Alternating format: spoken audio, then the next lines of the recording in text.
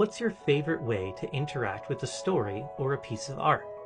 This is the fundamental question to be asking yourselves when you're trying to figure out how your players would get immersed in your TTRPG game. As we talked about in my last couple of videos, immersion is about how much your players and you forget you're playing a game.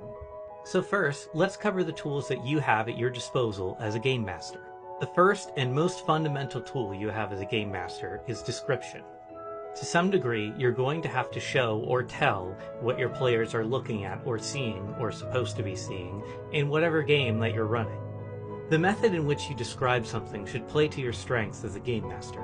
If you're really good at acting and doing voices, then maybe you do it in an NPC's voice. If you're really good at writing and, really like fantasy writing, then maybe you describe it in that way. Or if you're not really that good at either, maybe you could find something similar enough that works. Description can be as small as saying, "The trees are this color green," to as fantastical as saying, "As you enter the gate and start your way down the stale cobblestone roadway, you see the half-mile stretch of woods that meets the gate, cutting the peninsula off entirely from the mainland, seemingly to distinguish the property line, and to signal to passers-by not to trespass. As you pass each tree, you notice the evergreen and coniferous-type trees in varying shades of greens and browns, all dotting the grounds in twisted gnarls, so intertwined, it seems, that the placement and growth begins to feel purposely crooked. The shady darkness that falls below the trees is filled with the distant cawing and shifting of creatures you're unable to see clearly through the twisted growth.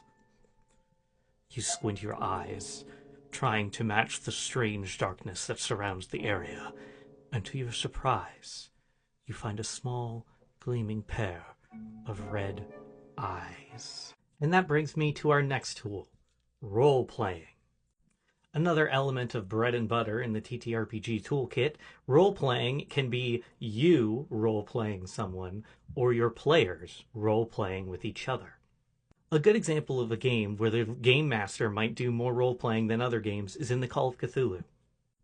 The reason being that a mystery game is hard to run because it has several NPCs, and differentiating between their mindsets is hard to do if you don't have a solid method.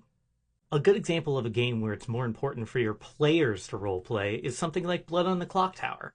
This is a mystery game where everyone gets a role, and you, as the master of the game, don't do a whole lot of talking.